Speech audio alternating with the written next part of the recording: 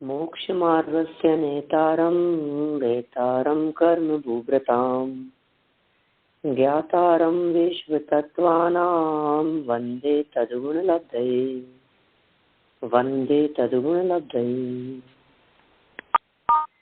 तत्पर सूत्र महाशास्त्र की राजवासिक टीका के आधार से चौथे अध्याय के 22वें सूत्र के अंतर्गत पृष्ठ संख्या 413 है 413।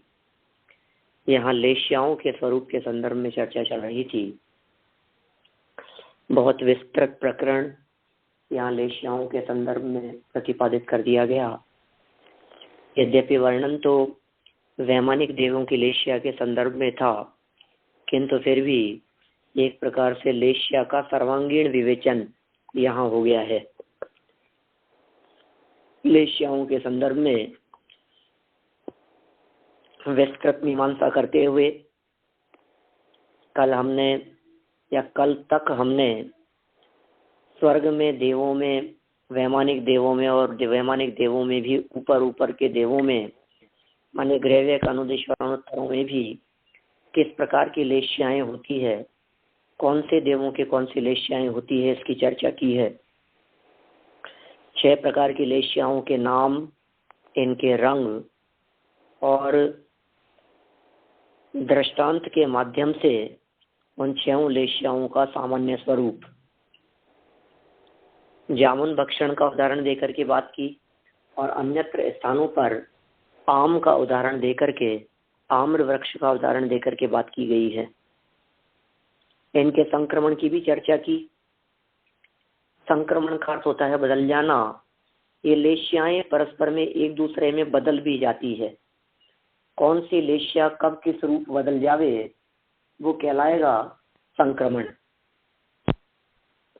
तो इन्होंने कहा स्वय स्थान संक्रमण और पर स्थान संक्रमण। देखिए, कृष्ण, नील, कापोत, पीत, पद्म, शुक्ल, इन 6 लेश्याओं में स्वय स्थान और पर स्थान दोनों प्रकार का संक्रमण हो सकता है, किंतु शुक्ल लेश्या और कृष्ण लेश्या, इनकी जब उत्कृष्टता की चर्चा करते हैं तो उनमें सिर्फ स्वय स्थान संक्रमण होता है। कृष्ण लेश्या में अत्यधिक क्रूरता रूप परिणाम और शुक्ल लेश्या में अत्यंत विशुद्धि रूप परिणाम, उसकी वृद्धि, इन दोनों में ही स्वय स्थान रूप संक्रमण होगा। कल हमने इनके कुछ लक्षणों के संदर्भ में भी बात की थी। यद्यपि स्पष्ट रूप से किसी भी व्यक्ति की लाइफ में इन 6 लेश्याओं के लिए विभाजन रेखा खींचना संभव नहीं है। हम किसी व्यक्ति को किसी लेश्या के आधार पर नाप नहीं सकते। व्यक्ति के व्यक्तित्व की पहचान लेश्याओं के आधार पर नहीं है, क्योंकि ये लेश्याएं अत्यंत क्षणिक परिणामों अनुसार परिवर्तनशील है। अब देखिए, कौन से स्वर्गों में जाने वाले जीव कौन सी लेश्या वाले होते हैं।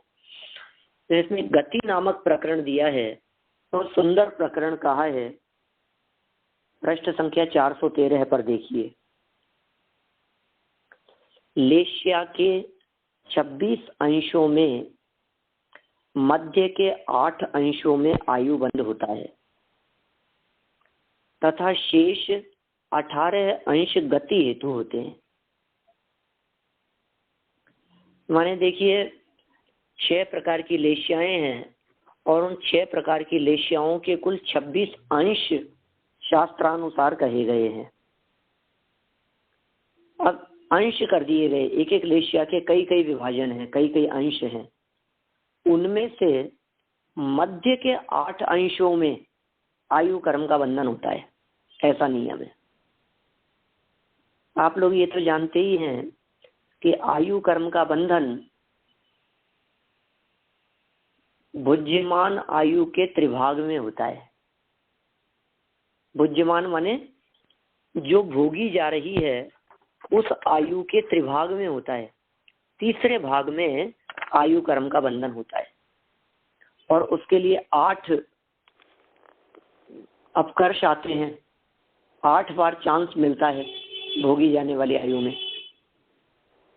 एक व्यक्ति की 90 वर्ष की उम्र है आयु लेकर के आया है, वो उम्र अभी कम है, 15-20 साल का है, 90 वर्ष की उम्र लेकर के आया है, तो उसके आयु कर्म का बंधन कब होगा? 60 years to 90 years. त्रिभाग में हुआ ना 60 वर्ष की उम्र। हाँ 3 हिस्से कर लिए हमने, 30, 30, 30। अब इसमें से फर्स्ट और सेकंड 2 पार्ट पूरे हो जाने के बाद मीन्स 60 इयर्स जब उसके पूरे हो गए लाइफ के, तब नेक्स्ट समय में थर्ड पार्ट के फर्स्ट समय में उस व्यक्ति के आयु कर्म बंधेगा, माने वो आयु बंधन के योग्य स्थिति होगी। अब प्रॉब्लम ये है कि उस समय आयु नहीं बंधी तो फिर कब बंधेगी? तो कहा आप जो बच गई है ना, हाँ बाकी जो बच गई है उस बचे हुए के 3 भागों में से 2 भाग पूरे हो जाने पर जो अंतिम भाग बचेगा उसके पहले समय में आयु कर्म का बंधन होगा। माने समझ लीजिए आप 60 वर्ष की उम्र में पहला अपकर्ष था, फिर उसके बाद 30 में से फिर 20 व्यतीत हो जाने के बाद में फिर दूसरा अपकर्ष आया। इसका मतलब हुआ 80 वर्ष की उम्र में दूसरा अपकर्ष आएगा। और उस समय में भी यदि त्रिभाग में नहीं बंधी तो फिर समझ लीजिए फिर जितनी बची है उसके 3 हिस्से कीजिए, फिर उनके 3 हिस्से कर देने पर 2 पूरे होकर के और तीसरे हिस्से के प्रथम समय में आयु बंधेगी, और तब भी नहीं बंधी तो फिर जितनी बची है उसके तीसरे हिस्से में। अब मेरा कहने का मतलब ये है कि ये सारी बातें हम जानते तो हैं, मेरा इतना सा कहना है कि कौन सी आयु बंधेगी, एक प्रश्न, और यदि वो नहीं बंधी तो क्यों नहीं बंधी, ये दूसरा प्रश्न। पहली बार में क्यों नहीं बंधी? क्या उस समय वो परिणाम शून्य था? क्या उस समय उस जीव के कोई परिणाम नहीं चल रहे थे? क्या वो भाव शून्य हो गया था? क्या राग द्वेष आदि रहित हो गया था? क्या बात है? पहली बार में 60 वर्ष प्लस 1 समय की जब उसकी आयु हुई, जो 90 वर्ष की आयु लेकर के आया है, उस व्यक्ति के 60 वर्ष की उम्र में आयु नहीं बंधने के पीछे क्या कारण है? क्यों उसको सेकंड चांस मिला? योग्यता का ही होगा ना, वैसी योग्यता नहीं थी वो उस समय उसके। कैसी योग्यता? नहीं, देखिए लेश्या के परिणामों से आयु कर्म बंधन का संबंध है। अब कैसी लेश्याएं हो तो कैसे आयु कर्म का बंधन हो, वो तो सब चर्चाएं इन्होंने आगे की है इसी पैराग्राफ में। लेकिन फर्स्ट लाइन में एक बात कह दी है, इन लेश्याओं के कुल 26 अंश हैं। उन 26 अंशों में से जो मध्यम परिणाम होंगे उनमें ही आयु कर्म का बंधन होगा। माने उत्कृष्ट लेश्या का परिणाम हो, कृष्ण लेश्या का बहुत उत्कृष्ट तीव्र अशुभ परिणाम हो तो उसमें आयु कर्म का बंधन नहीं होगा। शुक्ल लेश्या का अत्यंत मंद रूप परिणाम हो बोलो उसमें भी आयु कर्म का बंधन नहीं होगा। तो मध्यम परिणामों में आयु कर्म का बंधन होता है। तो 26 में से 8 अंश ऐसे हैं जिन अंशों में आयु कर्म का बंधन होता है, तथा शेष 18 अंश गति हेतु होते हैं। माने बाकी के 18 अंशों में वो आयु कर्म का बंधन नहीं हो पाता, तदनुरूप गति का बंधन हो पाता है, गति नाम कर्म का बंधन होता है। जैसे देखिए अभी तो इन्होंने आगे चर्चा की है कौन सी लेश्या का किस प्रकार का परिणाम होवे तो व्यक्ति कहाँ जाए। कभी कभी लोग पूछते हैं, ऐसे ऐसे प्रश्न करते हैं कि साहब ऐसे परिणाम है, ये व्यक्ति कहाँ जाएगा, या फिर ऐसे कैसे परिणाम होते होंगे जिन परिणामों से इस स्वर्ग में जाता होगा। अच्छा, सर्वार्थ सिद्धि में जाने वाले के परिणाम कैसे होते होंगे? लोगों को ऐसी बहुत प्रकार की शंकाएं अपने मन में रहती है। ये यहाँ इन्होंने जवाब दिया, उत्कृष्ट शुक्ल लेश्या वाला सर्वार्थ सिद्धि जाता है। शुक्ल लेशिया का यदि सर्वोत्कृष्ट परिणाम हुए और उस शुक्ल लेशिया के उत्कृष्ट परिणाम में उस जीव के आयु कर्म का बंधन हो तो उसके सर्वार्थ सिद्धि का बंधन होता है, सर्वार्थ सिद्धि की आयु बांधता है। अब आयु तो मूल में 4 ही कही थी, लेकिन 4 आयु में भी सर्वार्थ सिद्धि जाने वाला सर्वोत्कृष्ट शुक्ल लेशिया वाला हो गया। चलिए, ये तो उत्कृष्ट शुक्ल लेशिया की बात हुई। जगन्य शुक्ल लेशिया के परिणामों में आयु बंधे तो शुक्र महाशुक्र सतार सहस्त्रार जाता है। शुक्र महाशुक्र 9वां 10वां स्वर्ग, सतार सहस्त्रार 11वां 12वां स्वर्ग। माने शुक्ल लेशिया के परिणामों में यदि आयु बनती है तो वह जीव कहां से 9वें स्वर्ग से लेकर 12वें स्वर्ग तक जगन्य परिणामों में उत्कृष्ट परिणामों में सर्वार्थ सिद्धि और मध्यम शुक्ल लेशिया से आनत और सर्वार्थ सिद्धि के मध्य के स्थानों में उत्पन्न होता है। ये शुक्ल लेशिया की चर्चा कर दी। अब देखिए, किसी व्यक्ति की शुक्ल लेशिया के परिणामों में आयु बंधी तो नियम से उस व्यक्ति की आयु 9वें स्वर्ग से लेकर सर्वार्थ सिद्धि के बीच में कहीं की बंधी होगी। ये अर्थ है इसका। शुक्ल लेशिया के परिणामों में, हाँ जी, सर्वार्थ सिद्धि के साथ में फिर वो सम्यक दृष्टि भी होना चाहिए, करेक्ट? हाँ, सम्यक दृष्टि भी होना चाहिए, महावृत्ति भी होना चाहिए, वे सब शर्तें तो है ही। इसीलिए तो इन्होंने ऐसा कह दिया, जगन्य मध्यम उत्कृष्ट के जो विभाजन किए इन्होंने, 9वें स्वर्ग से लेकर 16वें स्वर्ग तक कोई भी गृहस्थ जा सकता है।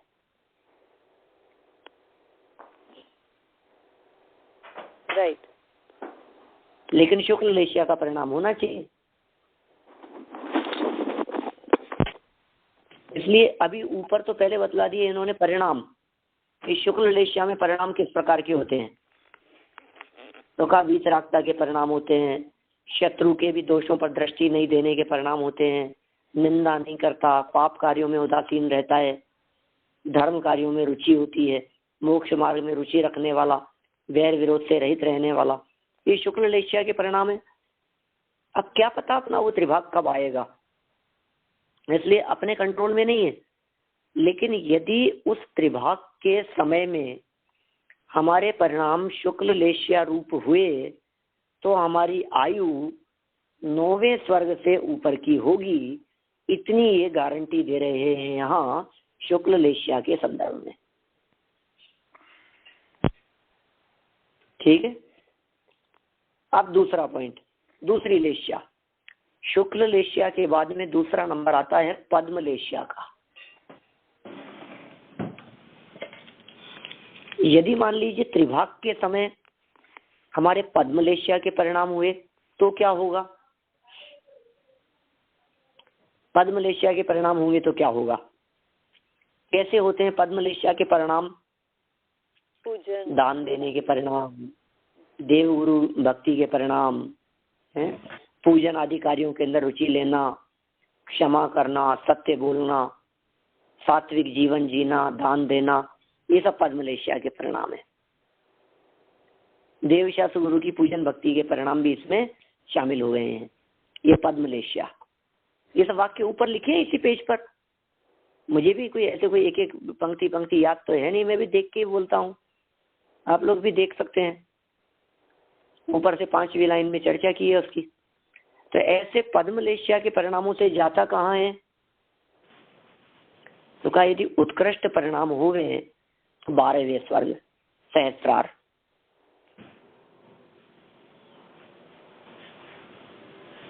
जगन्य परिणाम हुए तो शांत कुमार महेंद्र दूसरे तीसरे स्वर्ग, और मध्यम परिणाम हुए तो फिर ब्रह्म लोक से सतार तक उत्पन्न होता है। तो क्या कुल मिलाकर के मतलब क्या हुआ, सानत कुमार स्वर्ग है 3रे नंबर का, महेंद्र स्वर्ग है 4थे नंबर का, तो कम से कम जावे तो 3रे स्वर्ग में, और ज्यादा से ज्यादा जावे तो सहस्त्रार 12वें स्वर्ग तक। कौन सा? पद्म लेशिया वाला। आप लोग इन चीजों के लेशिया संबंधी चार्ट बना सकते हैं। पद्म लेशिया वाला जघन्य रूप से 3रे स्वर्ग और उत्कृष्ट रूप से 12वें स्वर्ग। शुक्ल लेशिया वाला जघन्य 12वां स्वर्ग और उत्कृष्ट सर्वार सिद्धि। अभी उल्टा चलेंगे ना तो बहुत बराबर ख्याल में आएगा। अभी तेजो लेशिया की बात करो। तेजो लेशिया वाले की क्या स्थिति है? तेजो मतलब पीत। ये पीत लेशिया है। इससे कानत कुमार महेंद्र उत्कृष्ट बने। इस कल्प के अंत में समझना, उत्कृष्ट तेजो लेशिया से कानत कुमार महेंद्र कल्प के अंत में चक्रेंद्रक श्रेणी विमान तक जा सकता है। इस कल्प का अंतिम विमान है। और जगन्य तेजो लेशिया से सौधर्म ईशान के प्रथम इंद्रक श्रेणी विमान तक जा सकता है। माने पहले स्वर्ग से लेकर चौथे स्वर्ग तक की स्थिति हो गई पीत लेशिया वालों की। और मध्य तेजो लेशिया से चंद्रादि इंद्रक श्रेणी विमान से बलभद्र इंद्रक श्रेणी विमान तक उत्पन्न होता है। ये श्रेणीबद्ध विमानों के जो इंद्रक हैं उन इंद्रकों के नाम बतला दिए हैं यहाँ। चंद्रादि इंद्रक श्रेणी विमान, ये चंद्र नहीं है, नाम है उनके इंद्रक विमानों के। इस तरह से बात कहाँ की हुई है? तेजो लेशिया की हुई। स्वर्ग तक की बात हो गई है पूरी। अब वापस उल्टा चलो। पीत पद्म शुक्ल ऐसा बोलिए तो पीत लेशिया वाला पहले स्वर्ग से लेकर चौथे स्वर्ग तक, पद्म लेशिया वाला चौथे स्वर्ग से लेकर तीसरे से लेकर कहाँ तक? 12वें तक। और शुक्ल लेशिया वाला 12वें स्वर्ग से लेकर और सर्वार सिद्धि तक जन्म लेता है। माने इन लेशिया के परिणामों में आयु बंधेगी तो व्यक्ति इन स्वर्गों में जाएगा। देखिए फिर क्या कह रहे हैं? उत्कृष्ट कृष्ण लेशियांश से 7वें अप्रतिष्ठान नरक, कृष्ण लेशिया की बात कर रहे हैं। फिर जगन्य कृष्ण लेशियांश से 5वें नरक के तमिश्र बिल तक तथा मध्यम कृष्णांश से हेमेंद्र से महारौरव नरक तक उत्पन्न होते हैं। ये बात की इन्होंने कृष्ण लेशिया के संदर्भ में। अब उल्टी गिनती चालू कर दी। कृष्ण नील कापोत उल्टा चल रहे हैं। कृष्ण लेशिया वाला यदि जाए, कृष्ण लेशिया में आयु बंधे तो मिनिमम 5वां नरक और मैक्सिमम 7वां नरक। क्या 5वें नरक में 5 पटल हैं, 6वें नरक में 3 पटल है, 7वें नरक में 1 ही पटल है। तो इन्होंने पटल अपेक्षा से भी चर्चा कर दी है यहाँ थोड़ी बहुत। ये तो बात हुई कृष्ण लेशिया के बारे में। अब नील लेशिया, उत्कृष्ट नील लेशिया से 5वें नरक में अंध इंद्रक तक, जगन्य नील लेशियांश से तीसरे नरक के तप्त इंद्रक तक तथा मध्यम लेशियांश से तीसरे नरक के त्रस्त इंद्रक से झष इंद्रक तक उत्पन्न होते हैं। ये नील लेशिया के बारे में। आप मध्यम को छोड़ दीजिए, उत्कृष्ट और जगन्य ध्यान रखिए। नील लेशिया के परिणाम वाला तीसरे से 5वें नरक तक जाता है। कृष्ण लेशिया वाला 5वें से 7वें तक जाता है। अब अंतिम कपोत, उत्कृष्ट कपोत लेशियांश से बालुका प्रभा के संप्रज्वलित नरक में, ये उत्कृष्ट से तीसरा नरक है बालुका प्रभा। हाँ पंडित जी, जगन्य कपोत लेशांश। हाँ, इसमें ये जो अपने आयु की बंद होती है वो परिणाम जो भी लेशिया की बात है वो हमेशा तो वो परिणाम नहीं रहते। तो जब भी आयु हाँ। बंधी वो जो परिणाम हुआ उससे आयु बन जाती है ये सब जगहों में। बस बस इतना ही कहना है। हमेशा तो रहते नहीं ऐसे परिणाम, तो कभी भी इसे इन अदर वर्ड्स की अच्छे परिणाम ही रखो, नहीं तो रिस्क है। बस वही वही कहना चाहते हैं। ओके, इसलिए अपन रिस्क क्यों ले रहे हैं, कभी भी हो सकता है ऐसा। हाँ ठीक है। मतलब देखिए, आयु कर्म रूपी बॉल जिस समय आ रही है उस समय क्या चीज सामने है, उस समय जो लेशिया के परिणामों को टच किया उस टाइम ने वैसी गति बांध लेगा, वैसी आयु बांध लेगा। संजीव जी, यहाँ पर लेकिन ये भी कह सकते हैं क्या कि क्रमबद्ध पर्याय की दृष्टि से एक तरह से निश्चित है कि आप कहाँ जा रहे हो, तो जब वो बॉल गिर रही होगी तो आपके ऑटोमेटिकली परिणाम उस टाइम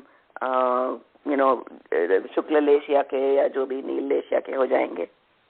देखिए, क्रमबद्ध पर्याय तो कोई चीज ही नहीं है एक्चुअल में,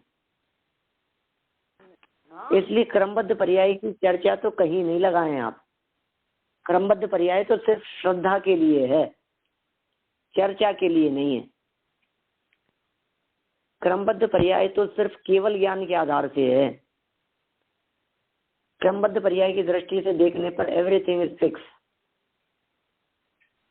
हर चीज फिक्स है, कुछ भी चेंज नहीं किया जा सकता। तो भगवान के ज्ञान में झलक रहा है वो पहले से, उससे क्या फर्क पड़ रहा है। भगवान के पहले से जान लेने से थोड़ी ना कुछ फर्क पड़ गया उसमें। हमारे क्या परिणाम होंगे और कौन से परिणामों में आयु कर्म का बंधन होगा, यदि इस बात को केवली भगवान पहले से जान रहे हैं तो उससे क्या फर्क पड़ गया।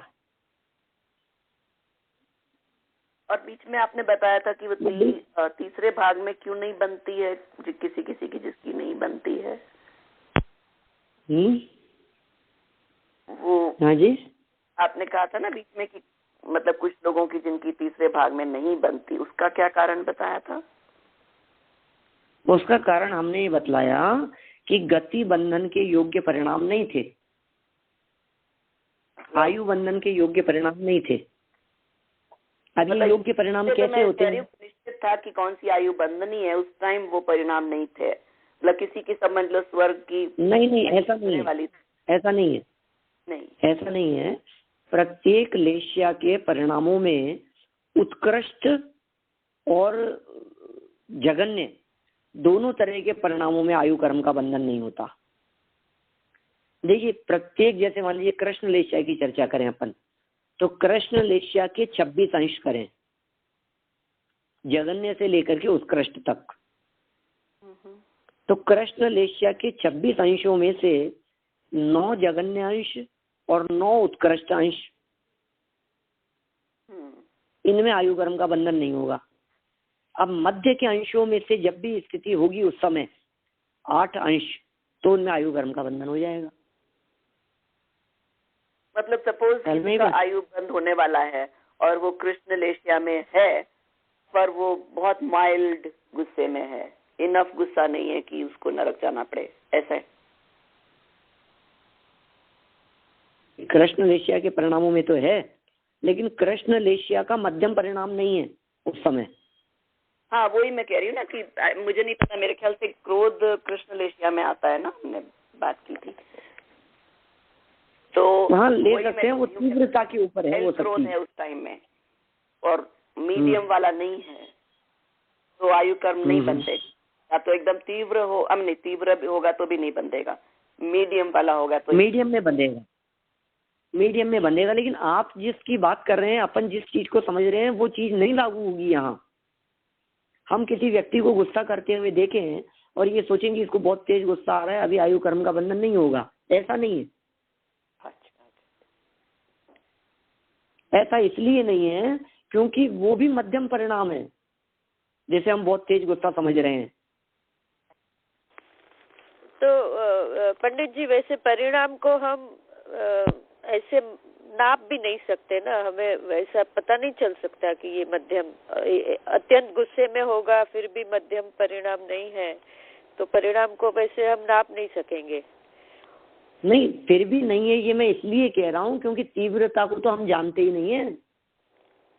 हम जैन लोग मंद कषाई लोग हैं, हम तेज गुस्से को समझते कहाँ है कैसा होता है। हाँ। कृष्ण लेश्या का उत्कृष्ट परिणाम किस प्रकार का होगा, ये मनुष्य गति के हम लोगों के सामान्य दाल चावल खाने वालों के कहाँ समझ में आएगी। कैसा क्रोध का परिणाम होता होगा, उस तीव्रता की पराकाष्ठा क्या होती होगी, उस कृष्ण लेश्या की, उस क्रूरता की, इसका हम कैसे अंदाजा लगा पाए।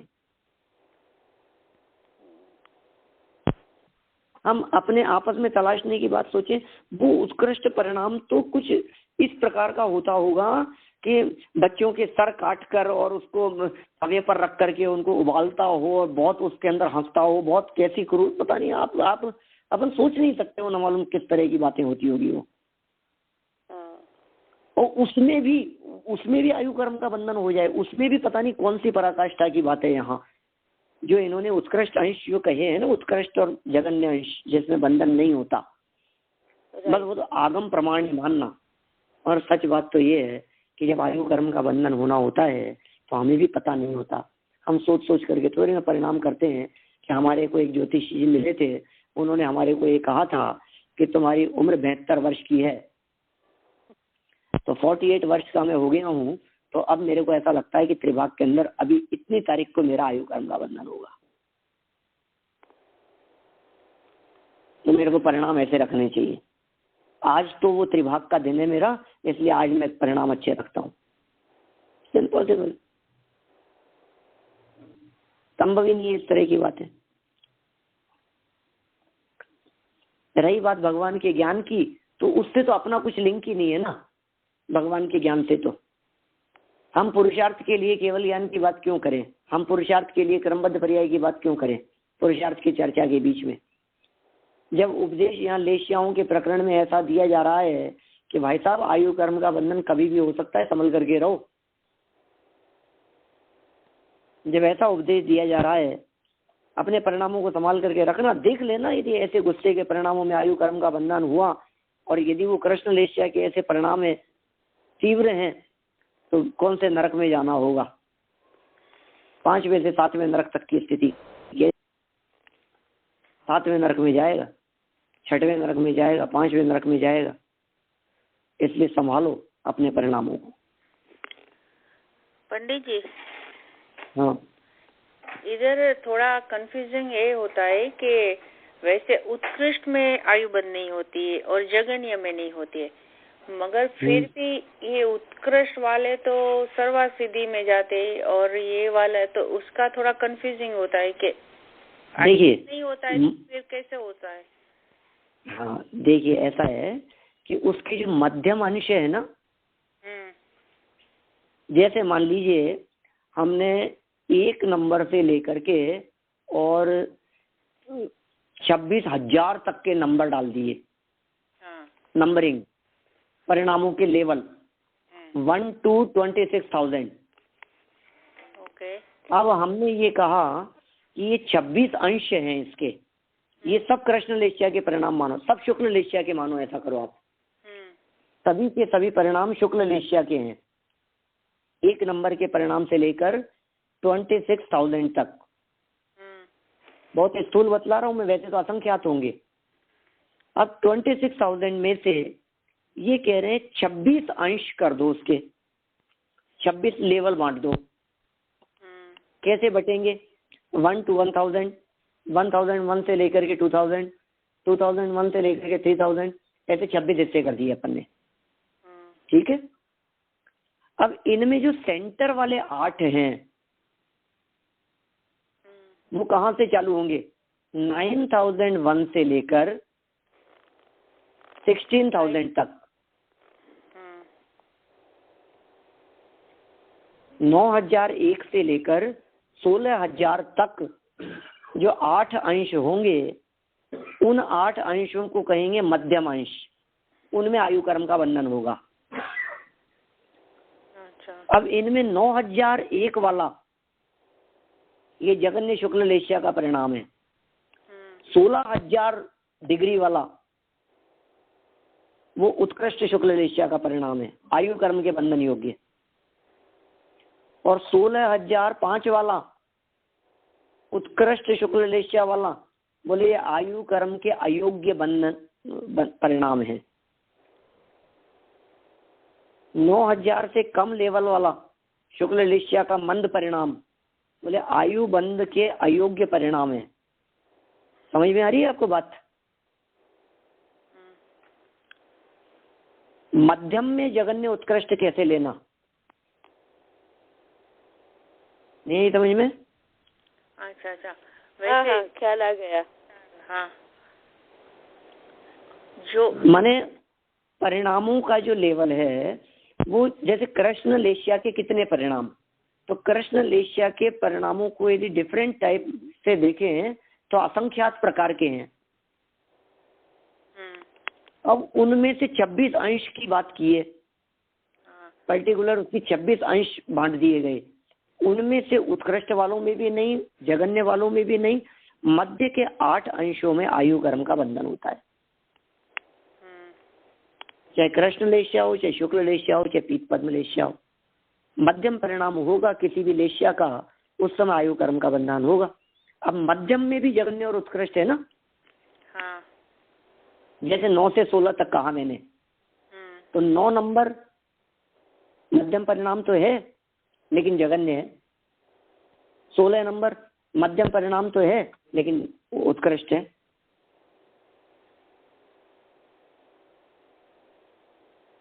ख्याल में आई बात? और इसमें बीच में असंख्यात लोग प्रमाण और भेद हो गए हैं। ऐसा 26 इन बिटवीन जो 8 है, तो 8 में भी उत्कृष्ट, मध्यम एंड जगन्य, बराबर, राइट। देखिए फर्स्ट लाइन में दिया ना यहाँ, लेशिया के 26 अंशों में मध्य के 8 अंशों में आयु बंद होता है। तो ये 8 के अंदर ही उत्कृष्ट, मध्यम ये सब होगा। हाँ, तथा शेष 18 अंश गति हेतु होते हैं। तो फिर साहब उस परिणाम में क्या होता होगा कि उनमें गति कर्म बनता है, आयु कर्म नहीं बनता, वो गति हेतु होते हैं।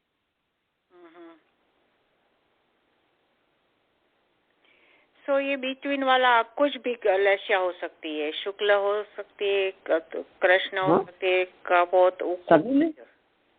सभी में बिटवीन होगा।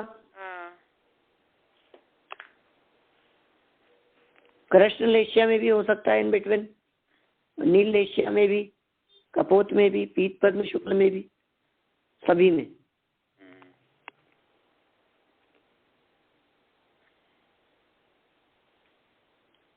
बढ़े आगे?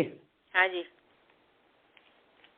देखिए, उत्कृष्ट कपोत लेशिया से बालू का प्रभा से संप्रज्वलित नरक में, जगन्य कपोत लेशिया से रत्न प्रभा के सीमांत तक, तथा मध्यम कपोत लेशिया से रौरकादि में संज्वलित इंद्रक तक उत्पन्न होते हैं। देखिए ये बातें हो गई सब लेशियाओं के बारे में। अब कुछ और स्पेशल देखिए, कृष्ण नील कपोत और पीत माने तेज, इसके मध्यम अंशों में भवनवासी, व्यंतर, ज्योतिष्क, पृथ्वी, जल, वनस्पति काय में उत्पन्न होते हैं। क्या कह दिया? कृष्ण लेशिया, नील कपोत लेशिया और पीत लेशिया, इन 4 लेशियाओं के मध्यम परिणामों में भवनवासी, व्यंतर, ज्योतिष्क भी हो सकते हैं, पृथ्वी, जल, वनस्पति गायक भी हो सकते हैं। और मध्यम कृष्ण नील कपोत लेशिया से तेज और वायु में उत्पन्न होते हैं।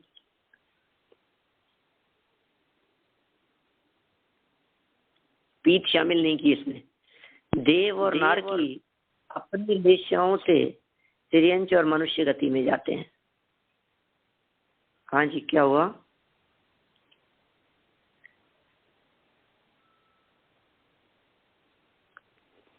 यहाँ तक तो अभी हमने बात की है मनुष्य तिर्यंचों की, कि मनुष्य गति के जीव के किसी के कैसे परिणाम हुए तो वो देव में कहाँ तक जाएगा या नरक में कहाँ तक जाएगा। इसी तरह से तिर्यंच में किसी जीव के यदि इस तरह की लेश्याओं के परिणाम हुए तो देव गति में जाए तो कहाँ तक जाए, कौन कौन से में जाए, और नरक में जाए तो कहाँ कहाँ जाए। अब लास्ट लाइन में इन्होंने देवों और नारकियों की बात कह दी। देव और नारकियों के अपनी अपनी लेश्याओं से तिर्यंच और मनुष्य गति में जाते हैं, उनकी अपनी अपनी लेश्याएं हैं। अब ये लेश्याओं के सद्भाव से चलेगी बात, कौन से नरक में कौन सी लेश्या का सद्भाव है, उस अपेक्षा से वो उसी परिणाम से मर करके मनुष्य तिर्यंचों में जन्म लेते हैं। नारकी भी मनुष्य तिर्यंच में जन्म लेते हैं और देव लोग भी मनुष्य तिर्यंच में जन्म लेते हैं, और तो कहीं जा नहीं सकते। देव मर करके मनुष्य तिर्यंच के अलावा और कहीं नहीं जाते, नारकी भी मर करके मनुष्य तिर्यंच के अलावा और कहीं नहीं जाते, है ना। स्वामित्व देखिए इनका, किसका स्वामी कौन, कौन से जीवों के कौन सी लेश्याएं हैं, ये स्वामित्व की बात करते हैं। रत्न प्रभा और शर्करा प्रभा में नारकियों के कापोतलेश्या है।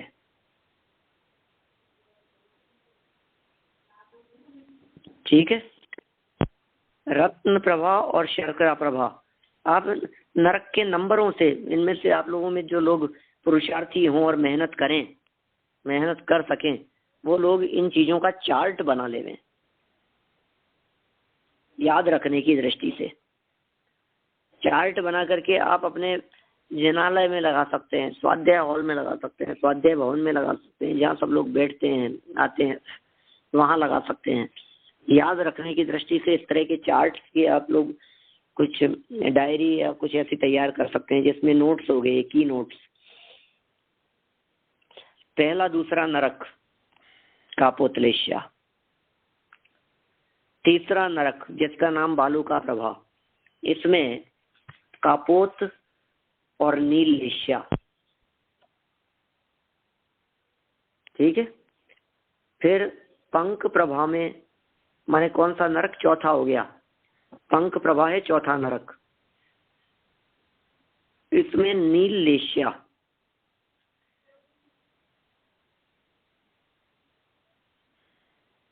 धूम प्रभा में नील और कृष्ण लेश्या,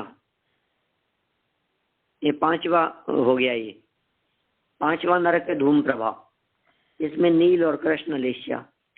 फिर तम प्रभा में कृष्ण लेश्या, छठा नरक, छठवें नरक में सिर्फ कृष्ण लेश्या कही, तथा महातम प्रभा में परम कृष्ण लेश्या।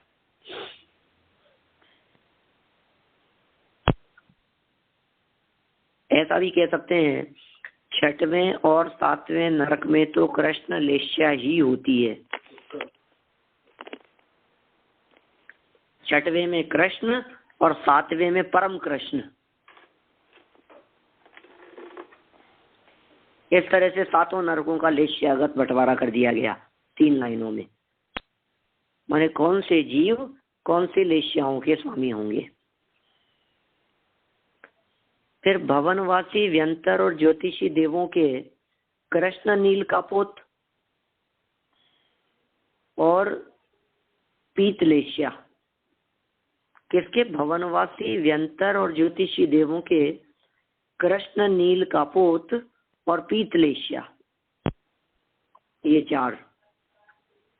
और एकेंद्रीय, द्विंद्रिय, त्रिंद्रिय और चतुरिंद्रिय जीवों के संक्लिष्ट कृष्ण नील और कपोत लेश्या।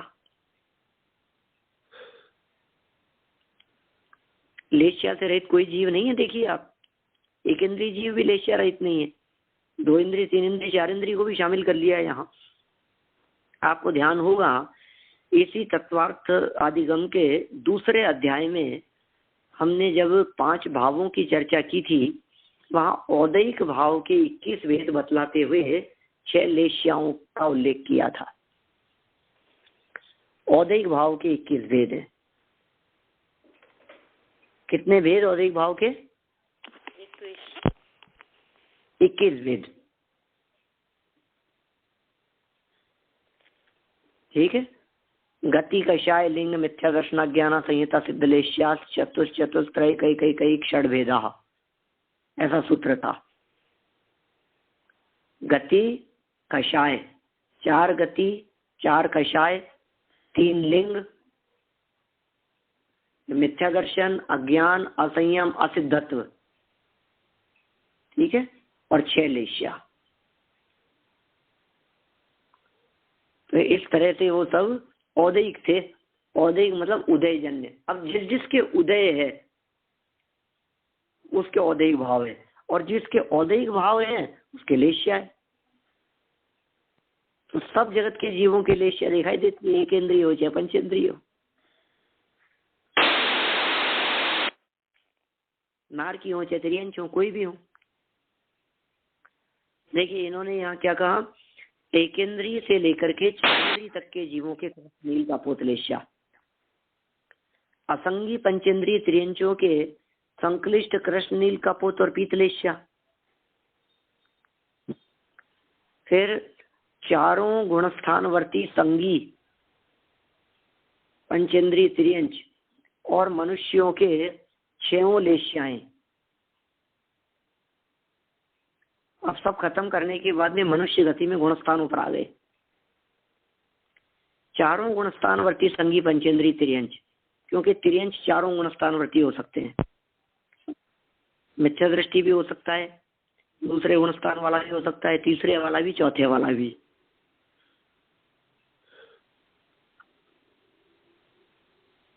और मनुष्य यदि पहले गुणस्थान वाला मनुष्य है, दूसरे वाला है, तीसरे वाला है और चौथे गुणस्थान वाला मनुष्य है, तो उनकी 6 लेश्याएं हो सकती है। कृष्ण नील का पोत पीत पद्म शुक्ल, 6 लेश्याओं का सद्भाव सम्यक दृष्टि की भी और मिथ्या दृष्टि की भी हो सकता है। 5वें 6वें तथा 7वें गुणस्थान में 3 शुभ लेश्याएं बस।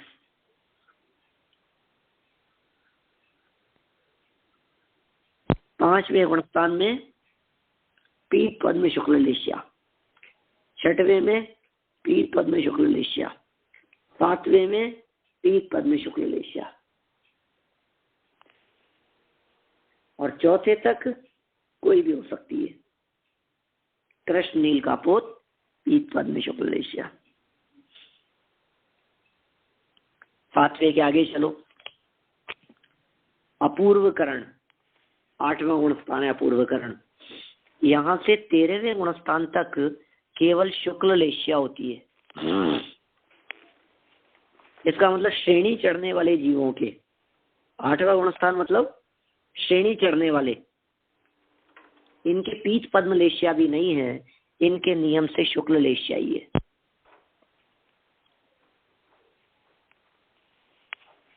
आठवें से लेकर 13वें तक, और अयोग केवलियों के लेश्या नहीं होती। 14वें गुणस्थान, 13वें गुणस्थान तक लेश्याएं हैं, 14वें गुणस्थान में लेश्या नहीं होती। सौधर्म और ईशान में तेजो लेश्या। अब स्वर्गों की बात कर रहे हैं, किनके कौन सी, यद्यपि आ चुकी है ऊपर बात गति संबंधी चर्चा में, लेकिन थोड़ा सा अंतर है। गति वाली चर्चा में जो बात कही थी वो कहा था कि ऐसे लेश्या के परिणाम होंगे तो ऐसी जगह पर जाएगा, और यहाँ कह रहे हैं कि ऐसी जगह पर है, इसका मतलब उसके ऐसी लेश्या वाले परिणाम चल रहे होंगे। जैसे सौधर्म और ईशान स्वर्ग में कोई जीव है तो कहा पीत लेश्या वाला है, शांत कुमार और महेंद्र स्वर्ग में है तो पीत और पद्मलेशिया वाला है। ब्रह्म, ब्रह्मोत्तर, लांता और कापिष्ट में पद्मलेशिया, शुक्र, महाशुक्र, सतार और सहस्त्रार में पद्म और शुक्ल लेशिया। आनत से लेकर सर्वार्थ सिद्धि से पहले केवल शुक्ल लेशिया तथा सर्वार्थ सिद्धि में परम शुक्ल लेशिया होती है। इस प्रकार यहाँ अपन ने स्वामित्व संबंधी प्रकरण तक चर्चा की है। शेष चर्चा आगे। जनवाणी पंडित जी, सर्वार्थ सिद्धि में परम शुक्ल लेशिया तो 13वां गुणस्थान में परम शुक्ल लेशिया ही होगी रहे तक। 13वें गुणस्थान में 13वां गुणस्थान तक रहती नहीं है। हाँ, आप शुक्ल कह सकते हैं, वहाँ शुक्ल कह सकते हैं, क्योंकि 8वें गुणस्थान से 13वें गुणस्थान तक शुक्ल लेशिया कही है। लेकिन प्रैक्टिकल आपको बात बतलाऊं, वस्तु स्थिति ये है कि कषाय से अनुरंजित परिणामों को लेशिया कहते हैं। ये लेशिया की परिभाषा बतलाई थी। तो उधर अब कषाय रूप परिणाम तो है ही नहीं, कषायों का तो अभाव हो गया है 13वें में। 12वें में वितरा गुणस्थान है, अकषाई गुणस्थान है, क्षीण मोह गुणस्थान है 12वां। तो फिर 13वें के अंदर लेशिया कैसे होगी? हाँ, वही तो ना। ऐसी शंका उठाई है शास्त्रों में। फिर उसका जवाब देते हुए ऐसा कहा है कि भाई लेशियाएं 2 प्रकार की है, द्रव्य लेशिया और भाव लेशिया। तो भाव लेशिया तो नहीं है, लेकिन द्रव्य लेशिया शरीर के कलर को कहते हैं। अच्छा। तो वो सशरीरी होने से 13वें गुणस्थान वालों के लेशिया का सद्भाव है, ऐसा समझ सकते हैं अपन। अच्छा। एक और प्रश्न, कि आपने अभी लास्ट में जो है ना कि कौन से देवों के कौन सी लेशिया है, तो उनके पिछले भव से मरने के समय भी वो लेशिया थी और वो सेम कंटिन्यू हो रही है। हाँ, है ना? बिल्कुल सही बात है। ओके। मतलब वो अच्छी लेशिया के परिणामों में आयु बंधी थी और उत्तम स्वर्ग में गए और वहां भी जीवन पर्यंत शुक्ल लेशिया में ही अपना काल बिताया।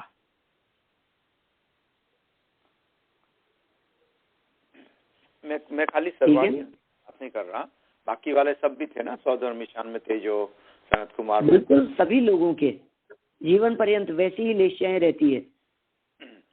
जैसे मान लीजिए 16वें स्वर्ग वालों की बात करें कि ऊपर ग्रैविक अनुदेश वालों की बात करें, सब लोगों की शुक्ल लेशिया है। तो उन शुक्ल लेशिया ही जीवन पर्यंत रहती है उनके, दूसरी लेशियाओं में बदलता ही नहीं है उनका परिणाम। तो शुक्ल लेशिया में ही उनके आयु कर्म का बंधन होगा। कहाँ आएंगे कि नियम से मर के मनुष्य गति नहीं आएंगे। तो मतलब मनुष्य गति के लिए भी शुक्ल लेशिया चाहिए। हाँ, इन्होंने एक वाक्य कहा था ना, मैंने लास्ट में पढ़ करके बतलाया था आपको, अंतिम वाक्य जो दिया था, देव और नार की अपनी अपनी लेशियाओं से तिर्यंच और मनुष्य गति में जाते हैं। तो नार की कृष्ण ये है में आते हैं। हाँ, बस एक वाक्य दे दिया इन्होंने, बस उसको लगा लीजिए आप, सब जगह पर लागू हो जाए। गति वाले पैराग्राफ का लास्ट वाक्य है, लास्ट सेंटेंस। मनुष्य वालों को वापस मनुष्य में आना हो तो कौन सी लेशिया है? वही संज्वल, यही शुक्ल लेशिया के परिणाम होंगे, शुक्ल लेशिया के मध्यम परिणामों में।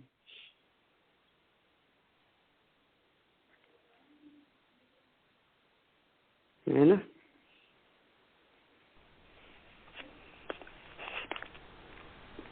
चलिए निर्वाणी स्तुति बोलते हैं हम लोग। या वाणी के ज्ञान ते तुझे लोकालोक, ओ वाणी मस्तक नमो सदा देत हूँ रोक, सदा देत हूँ रोक। 9 वर्णों का मंत्र।